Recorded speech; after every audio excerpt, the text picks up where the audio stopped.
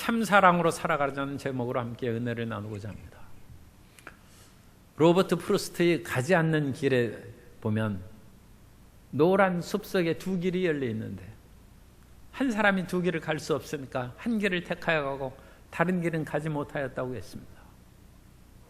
오늘 우리의 인생에는 여러 가지 다양한 길이 있습니다.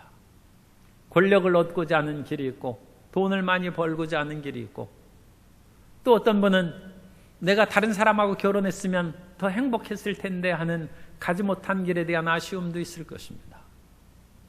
인생에 수많은 길이 있어서 내 인생이 실패한 것이 아닌가, 내가 가지 못한 그 길을 걸어갔으면 더 행복하고 지금보다 나았을 텐데 그런 아쉬움과 안타까움이 있을 수 있는데, 성도 여러분, 아직 인생은 끝나지 않았고 우리가 지금 가는 길을 더 아름답고 행복한 성공의 길로 만들 수 있는 길이 남아 있습니다. 그것은 사랑으로 살아가는 것입니다. 어떤 길을 선택했을지라도 사랑이 없는 길은, 부귀영화가 가득한 그야말로 금가루가 뿌려진 길을 걸어갔을지라도 사랑이 없는 그 길은 잘못된 길이고, 오늘 우리가 가시밭길과 십자가의 길을 걸어갈지라도 사랑의 길을 걸어가면 그 사람은 승리와 행복의 길입니다. 오늘 우리가 사랑으로 우리 인생을 180도로 뒤바꾸는 놀라운 사랑의 비결에 대해서 말씀을 나누고자 합니다. 첫째로, 우리는 무엇보다도 사랑을 추구하며 살아가야 됩니다. 우리가 왜 사랑을 추구하며 살아가야 됩니까? 그것은 하나님의 사랑이시기 때문입니다.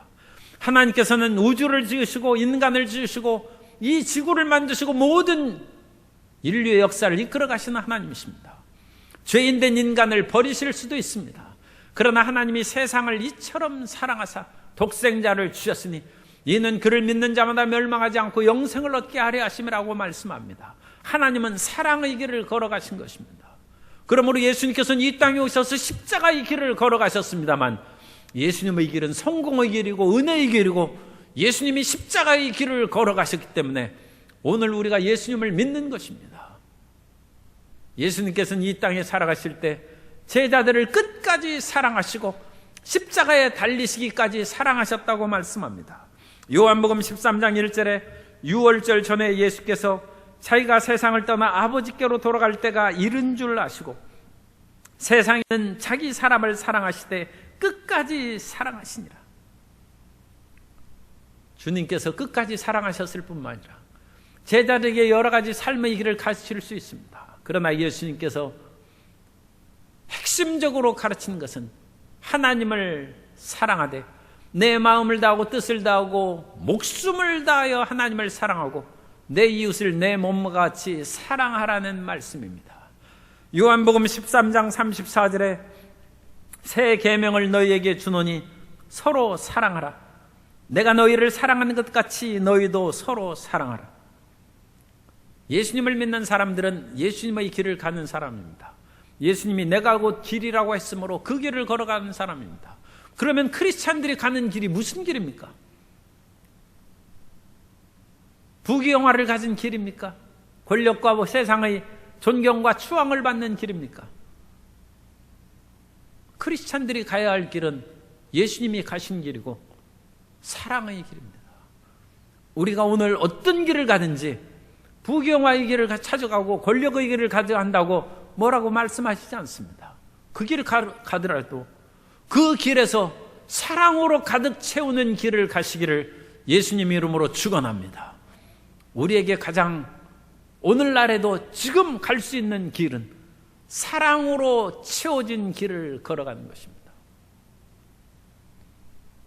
얼마 전에 신문에 말레이시아에서 말레이시아의 3대 부호에 속하는 사람의 아들이 상속자입니다. 딸 둘 있고 자녀가 셋 있는데 그 아들이 지금 구도자의 길을 걸어가고 그 아버지는 그 세계의 그런 부자들에 대한 보도를 해놓은 포브스지에 실린 그런 사람입니다. 약 35억 달러가 있는 6조 원 이상의 재산을 가진 부자인데 그 아들은 그거 팽개치고 구도자의 길을 걸어간다.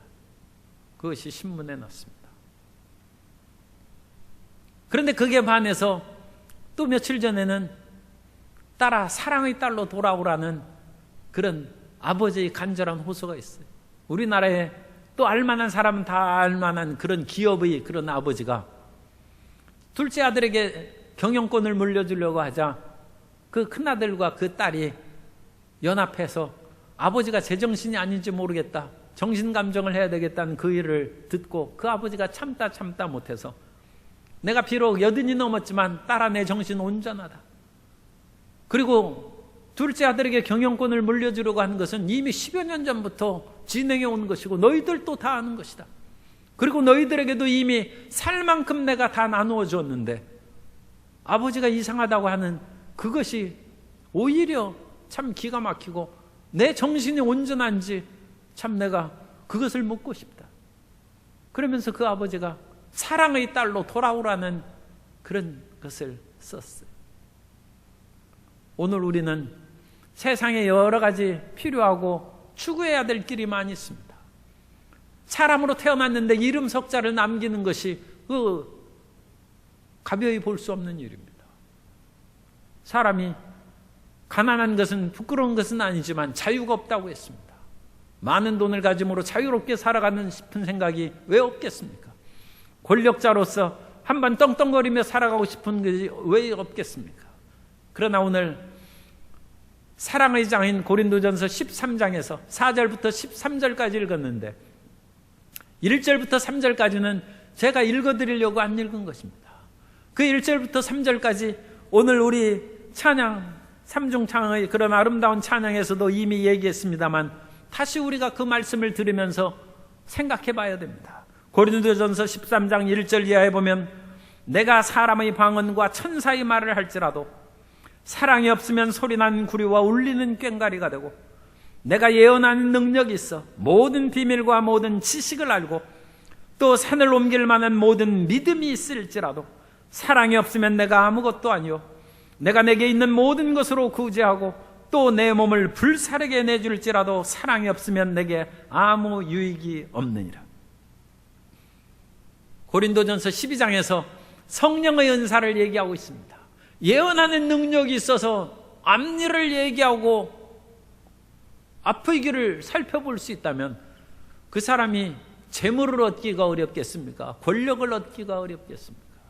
그러나 예언하는 능력이 있고 산을 옮길 만한 믿음이 있어요. 수많은 사람이 믿음을 달라고 기도하고 산을 기도함으로써 옮겨진다면 얼마나 좋겠는가 하는데도 불구하고 사도 바울은 단호하게 얘기합니다. 예언한 능력이 있어 모든 비밀을 알고 산을 옮길 만한 믿음이 있을지라도 사랑이 없으면 아무것도 아니라는 것입니다. 오늘 우리가 무엇을 추구하며 살아왔습니까? 어떤 권력과 재물과 어떤 사람 앞에서 나 자신을 드러내는 삶을 추구해왔을지라도 오늘 우리 하나님의 말씀 앞에 다시금 겸손하게 귀를 기울여야 됩니다. 사랑이 없으면 아무것도 아니라는 것입니다. 수많은 사람들이 초대교회로 돌아가자 오늘날 사회의 갱신운동을 많이 얘기하는데 가장 중요한 갱신운동은 사랑을 회복하는 것입니다. 가정에 돈이 있어야 싸움이 없어지죠. 가난한 사람은 싸움을 많이 합니다. 그러나 가난해도 행복하게 살아갈 수 있는 길은 사랑이 회복되는 것입니다. 돈도 회복되고 권력도 회복되고 그 월세 전세를 회복해서 집도 사야 되지만 사랑을 회복하는 것이 가정의 가장 급선무고 이 사회의 수많은 갈등과 다툼과 좌절 가운데도 사랑의 사회, 신뢰의 사회를 회복하는 것이 중요한 것이고 교회가 세상 사람들에게 존경받고 사랑받는 교회가 된 것은 사랑의 교회로 회복되는 것입니다. 오늘 우리가 추구해야 될 가장 중요한 목표는 사랑을 회복하는 것입니다. 그럼 어떤 사랑을 회복해야 됩니까? 사랑의 정의에 대해서 우리가 4절부터 13절까지 읽었습니다. 이것을 제가 준비하면서 3번에 나눠 설교를 해야 될지 4번에 나눠 설교해야 될지 고심을 많이 했습니다. 그러다가 통째로 말씀을 증거함으로써 하나님의 사랑으로 살아야겠다는 그것만 우리 마음 가운데 기억하면 일단 성공한 것이다. 그래서 그냥 한꺼번에 하기로 했어요. 그래서 수많은 생략이 있을지라도 성도 여러분 이해를 해 주시기 바랍니다. 그래서 두 번째로 어떤 사랑을 해야 되냐?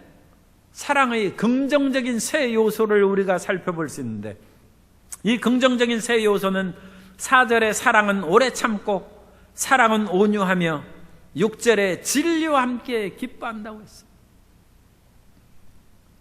사랑은 화려하고 그야말로 영롱하고 황홀한 것이 아니라 사랑은 오래 참는 것입니다. 사랑은 온유해서 친절한 것이고, 사랑은 불의와 타협하지 아니하고 진리와 함께 기뻐하는 것이 사랑이라고 말씀합니다.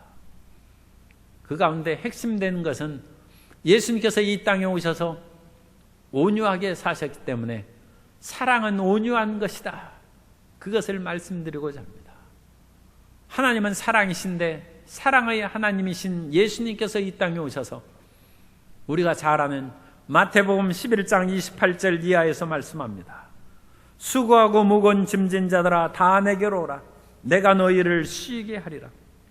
나는 마음이 온유하고 겸손하니 나의 멍에를 메고 내게 배우라. 그리하면 너희 마음이 쉼을 얻으리니. 사람들은 가끔 사랑은 강한 것이다 해서 사랑으로 휘어잡으려고 얘기를 합니다. 그런데 예수님께서 이 땅에 오셔서는 온유하게 하셨습니다. 예수님께서는 사람들을 억지로 억누르고 나를 사랑하라고 강요하지 않으셨습니다. 오늘날 사랑을 강요하는 사람은 성경적인 사랑이 아니라는 것은 분명히 기억하셔야 됩니다. 그 사람의 강한 것으로 끌려가는 것은 성경적인 사랑에 끌려가는 것이 아님을 또한 기억할 필요가 있습니다. 하나님은 강함으로써 우리를 끌어당기고, 하나님께서는 강함으로 우리를 예수 믿게 한 것이 아니라 예수님께서 십자가를 지셨기 때문이고, 예수님께서 온유하고 상한 갈대를 꺾지 아니하시고 꺼져가는 심지를 끄지 아니하셨기 때문에 오늘날 예수님의 사랑에 끌려서 하나님을 믿고 섬기게 된 줄로 믿습니다. 예수님께서 어느 날 나인성을 들어가실 때 거기에서 창역군들이 나오고 있습니다. 젊은 청년이 죽었어요. 그리고 그 청년의 어머니는 과부입니다. 그 과부라고 해도 젊은 아들이 죽었으니까 그렇게 늙은 과부도 아니겠죠.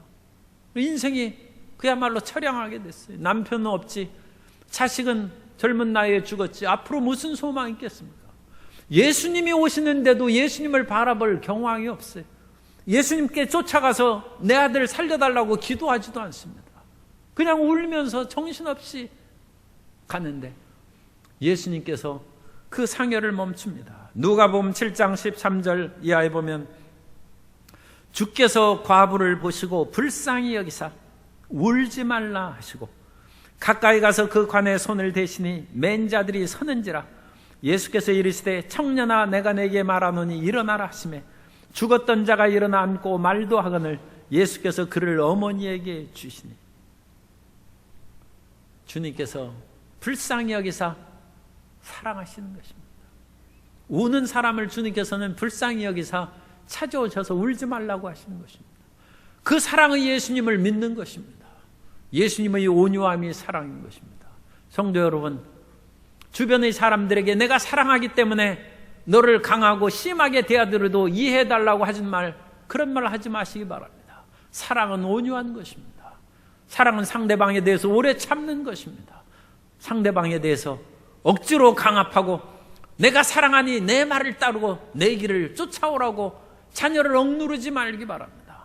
자녀에게 온유와 친절로 대하고 사랑하는 부모님이 되시기를 바랍니다. 세 번째로, 이 사랑의 속성은 부정적인 것에 대한 8가지 요소를 생각하면서 우리가 사랑이 아닌 것을 알 수 있어요. 사랑과 반대되는 8가지 요소를 우리가 보면 4절 두 번째 절부터 시기하지 아니하며, 사랑은 자랑하지 아니하며, 교만하지 아니하며, 무례히 행하지 아니하며, 자기의 유익을 구하지 아니하며, 성내지 아니하며, 악한 것을 생각하지 아니하며, 불의를 기뻐하지 아니하며. 8가지입니다. 그래서 사랑이 아닌 것이 8가지. 우리는 사랑이 있기 때문에 질투한다고 합니다. 그러나 사랑은 시기하고 질투하는 것이 아니라고 말씀합니다. 내가 사랑하기 때문에 나 자신을 드러내어 자랑하고 뽐낸다고 얘기합니다.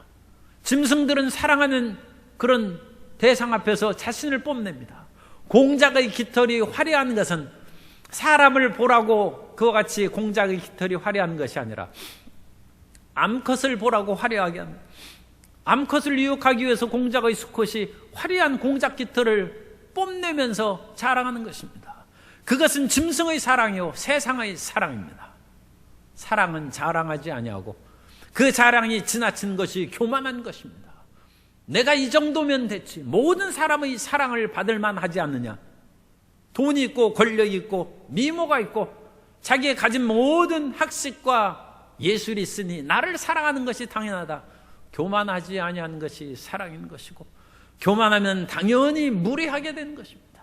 그런 것이 없는 사람을 하찮게 여기고, 결국은 사랑은 자기 유익을 위하여 사람을 이용하는, 이게 5가지가 지났어요.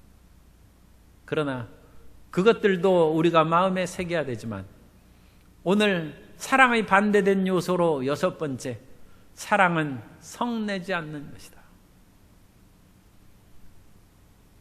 우리는 자녀를 사랑하기 때문에 자녀에게 화를 많이 냅니다. 그리고 자녀에게 얘기합니다. 내가 이렇게 화를 내는 것은 너를 사랑하기 때문이다. 그건 성경하고 지금 반대되는 얘기를 하는 것입니다. 사랑은 성내지 아니하는 것이라고 했습니다. 성낸다는 것은 프록시노라는 단어를 쓰고 있는데, 프록시노라는 것은 날카롭게 하다는 것입니다. 뾰족뾰족한 가시를 만드는 거예요. 여러분, 사랑한다고 해서 가시로 찌르면서 사랑한다고 하는 것이 그게 말이 됩니까? 그런데 우리는 사랑한다고 하면서 끊임없이 상대의 가슴을 찌르는, 마음을 아프게 하는 것입니다. 그러면서 내가 사랑하기 때문에 성낸다고 얘기합니다. 내가 상관없으면 왜 화를 내겠어? 그렇게 얘기합니다. 그러나 사랑은 성내지 아니하는 것입니다. 뿐만 아니라 그 사랑은 결코 악한 것을 생각하지 않습니다. 우리는 사랑하기 때문에 원한 맺힌다고 얘기합니다. 사랑했기 때문에 그 분노에, 배신에, 분노에 우리가 사로잡힌다고 얘기합니다. 리오 왕이 분노에 사로잡힌 얘기가 나옵니다. 셰익스피어의 리오 왕에 보면 리오 왕이 3명의 딸이 있었는데 2명의 딸의 큰딸, 둘째 딸한테 속아 넘어가가지고 모든 권력과 재산을 나눠줬어요.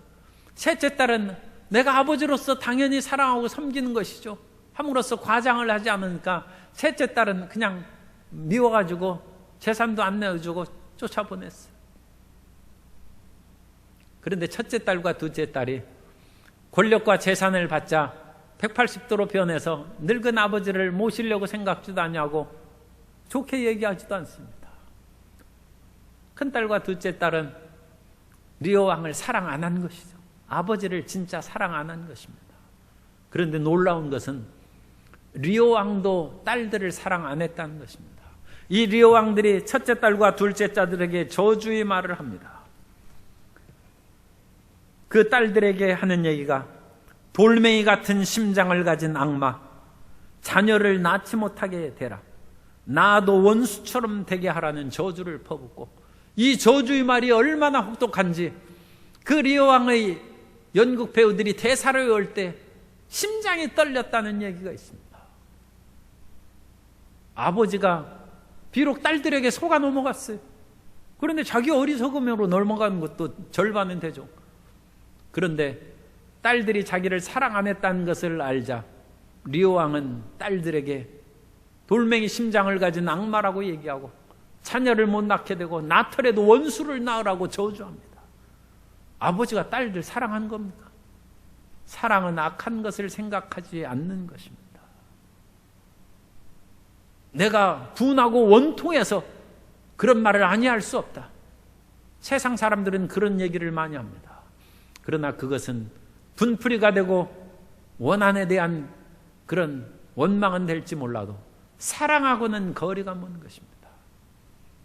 우리는 사랑의 반대된 요소를 깊이 생각하고 원수를 사랑하라는 예수님 말씀을 다시금 기억하시기 바랍니다.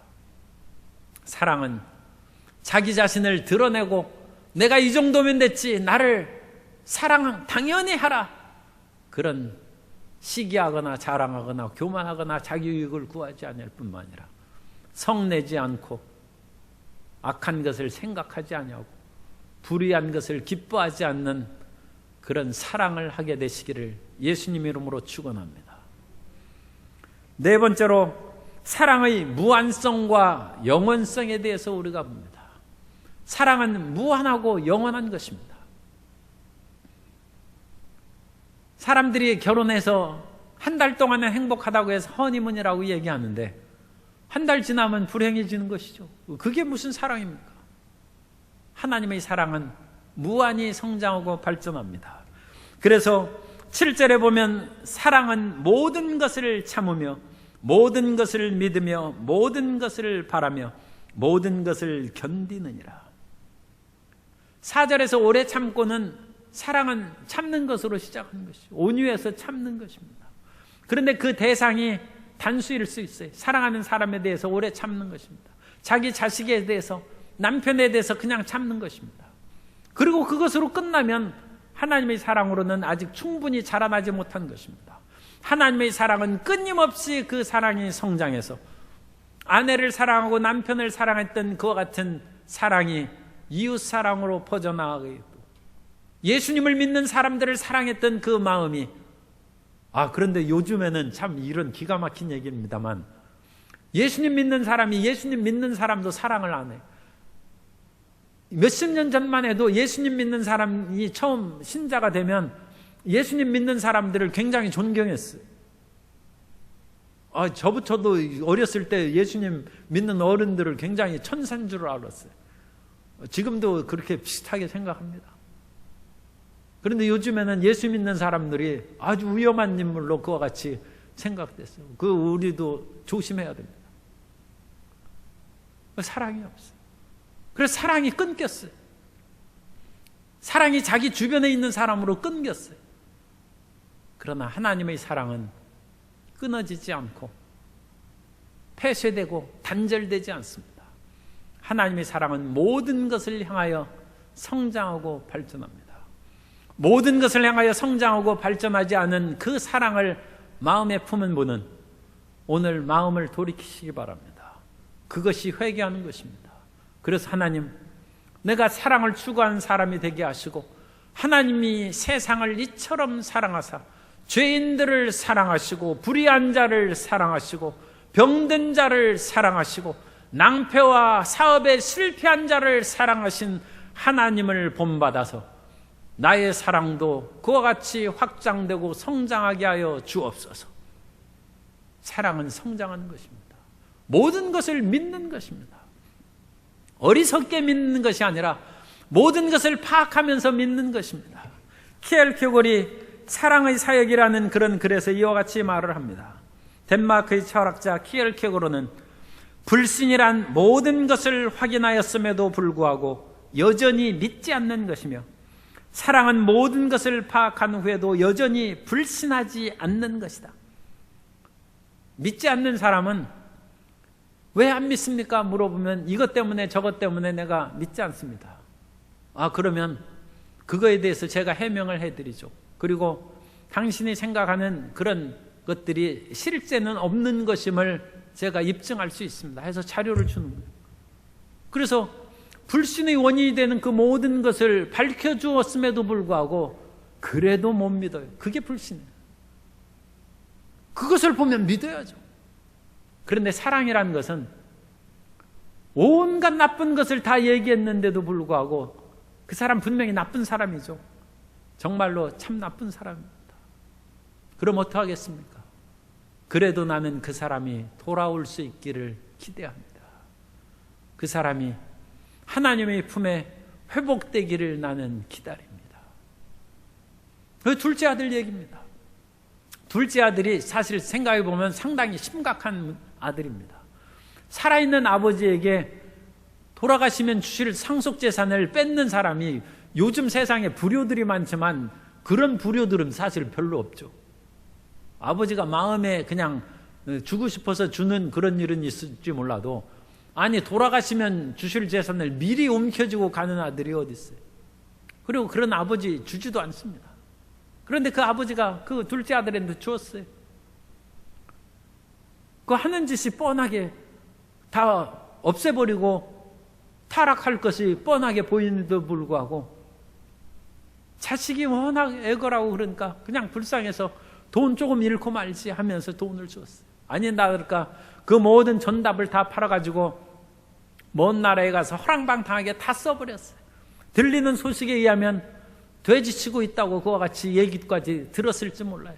그런데도 불구하고 그 아들을 아버지가 기다리는 거예요. 그게 사랑입니다.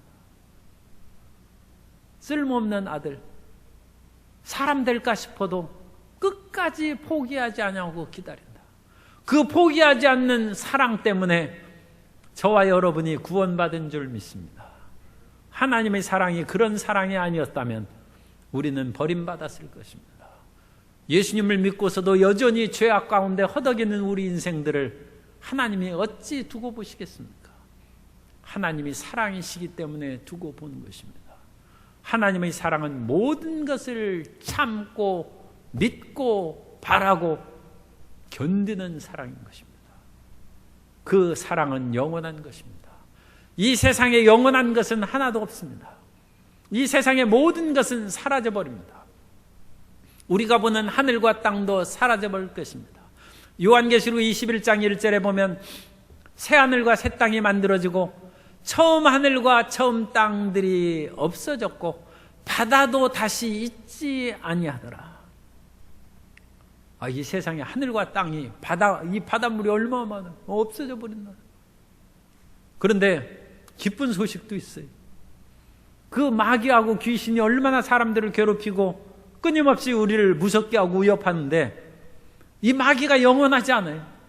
이 마귀가 붙잡혀가지고 불못에 던져지고 짐승과 거짓 선지자들도 몽땅 불못에 던져져서 없어져요. 그런데 더 놀라운 것이 있어요. 이 세상에 어떤 책을 봐도 죽음이 없어진다는 책은 성경 외에는 난 못 본 것 같아요. 제법 이것저것 읽었습니다만 이집트의 문헌에도 고대 메소포타미아의 문헌에도 죽음이 사라진다는 얘기는 본 적이 없어요. 그런데 성경에는 죽음이 없어진다는, 이건 사람의 생각이 아닙니다. 어찌 죽음이 없어지겠습니까? 눈앞에 보이는 것이 죽음인데. 그런데 마지막에 하나님께서는 죽음도 불못에 던져버린다. 스올과 죽음이 불못에 던져져서 사라져버린다. 우리가 보던 모든 것이 없어져요. 그런데 마지막에 남는 것은 사랑입니다. 그러니까 우리가 사랑을 추구하는 것은 정말로 지혜로운 것이고 현명한 것이고 가장 잘된 선택을 해서 전진하는 것입니다. 로마서 8장 38절 이하에서 말씀합니다. 내가 확신하노니 사망이나 생명이나 천사들이나 권세자들이나 현재일이나 장래일이나 능력이나 높음이나 깊음이나 다른 어떤 피조물이라도 우리를 우리 주 그리스도 예수 안에 있는 하나님의 사랑에서 끊을 수 없으리라. 사랑은 영원할 뿐만 아니라 우리가 사랑하는 그 사랑만큼만 영원히 하나님 앞에 남습니다. 고린도전서 13장 13절입니다. 그런즉 믿음, 소망, 사랑 이 세 가지는 항상 있을 것인데 그 중에 제일은 사랑이라. 사랑으로 살아가는 성도 여러분 되시기를 예수님 이름으로 축원합니다. 지금 어떤 힘들고 어려운 십자가의 길을 걸어간다 할지라도 낙심하지 마십시오. 그 안에서 마지막 힘을 다하여 사랑하며 사시기 바랍니다. 어떤 꽃방석의 꽃길을 걸어간다 할지라도 조심하시기 바랍니다. 사랑이 없으면 아무것도 아닙니다. 그러나 꽃길을 걸어가신 분도 희망이 있습니다. 그것은 사랑으로 채우면 행복해질 수 있습니다. 우리가 가지 않은 길이 어떤 길이 있습니까? 그 길을 가지 못했다고 아쉬워하지 말고 지금 가는 길을 사랑의 길로 만들기만 하면 여러분은 최후의 승자가 되고 가장 행복한 인생이 될 줄로 믿습니다. 사랑의 사람이 되시기를 예수님 이름으로 축원합니다.